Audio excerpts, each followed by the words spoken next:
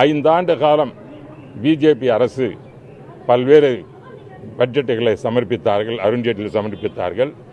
தமிழகமானது புறக்கணிக்கப்பட்டது. இது பல்வேறு காலகட்டங்களில் நாங்கள் அங்கு நாடாளுமன்றத்திலே நாங்கள் வலியுறுத்தியிருக்கிறோம்.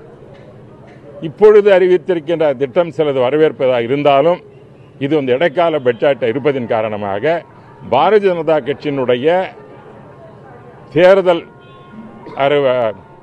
அறிவிப்புகள் அஜெண்டா அவங்க சொல்லியிருக்கிறது தேர்தலினுடைய வாக்குறுதிகளை என்று சொல்லலாம். அது ஒரு பகுதியாக இருக்கலாம். மத்திய அரசு குறிப்பாக ஏழைகளுக்கு, விவசாயிகளுக்கு பல்வேறு திட்டங்களை அறிவித்திருக்கிறது.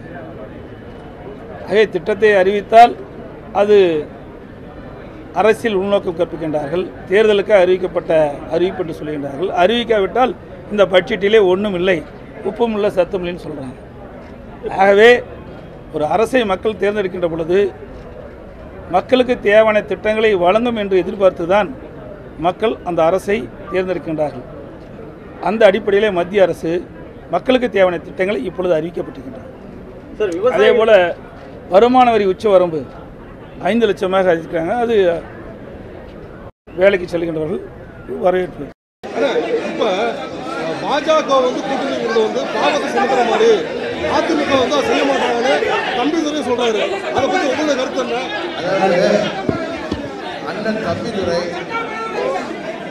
ரொம்ப நாளாகவே முதல்வர் ஆகுங்கிற ஒரு கனவுல இருந்திருக்கின்றவர். இப்போ அம்மா அவர்கள் மறைவுக்கு பிறகு தன்னை தான் நமது நியாயத்தலைவர் சின்னம்மா அவர்கள் முதல்வர் ஆக்குவாங்கன்னு எதிர்பார்த்திருந்தார். அப்போ திரு பன்னீர்செல்வத்தை முதல்வர் ஆக்கின பிறகு அவர் டெல்லிக்குலாம் ரொம்ப போகல, ஓஎஸ்கானல்லே இருந்தார். இருந்து தன்னை ஆக்க மாட்டாங்கன்னு தெரிஞ்சு எல்லாரையும் அவர் தான் அழைச்சிட்டு வந்து சின்னம்மா பொதுச்செயல் ஆகணும், சின்னம்மா முதலமைச்சர் ஆகணும், பன்னீர்செல்வம் பிஜேபியுடைய ஏஜெண்ட் ஆகிட்டாரு அப்படின்னு டெய்லி வந்து சொல்லிட்டு இருப்பார். அவர் இன்றைக்கு தன்னால் முதல்வராக முடியவில்லை அப்படிங்கிற அந்த பெரிய ஒரு ஆதங்கத்தில் இருக்கிறதுனால பன்னீர்செல்வத்தை முதல்வர்களுக்கு மாற்றுறதுக்கப்புறம் பொதுச் செயலாளர் முதல்வராக முடியாமல் போனதுக்கப்புறம் நம்ம அண்ணன் திருவாளர் எடப்பாடி பழனிசாமி ஆகினதுனால இன்னும் கோபம் அதிகமாகி அன்னைக்கு அவர் எப்படியெல்லாம் செயல்பட்டார் என்பது ரொம்ப கொஞ்சம் கொஞ்சமாக வெளில வரும். இன்றைக்கு அதுக்கப்புறம் பழனிசாமி அவங்களாம் சேர்ந்துட்டு டெல்லிக்கு அடிமைகளாக இருப்பது உண்மை. ஆனால் இப்பொழுது பாராளுமன்ற தேர்தல் வருகிறது. பாரதிய ஜனதா கட்சியோடு செல்வதன் மூலம் தங்களுக்கு வாய்ப்பு தமிழ்நாட்டில் கிடைக்காது, வெற்றி பெற முடியாது என்பதை தெரிந்ததும் ஏதாவது செய்து இந்த ஆட்சி பழனிசாமி என்ன சொன்னாலும் பார்க்குறீங்க, எப்படி இடிச்ச மாதிரி இருக்காரு. அவர் ஒரு வார்த்தை பேசலை.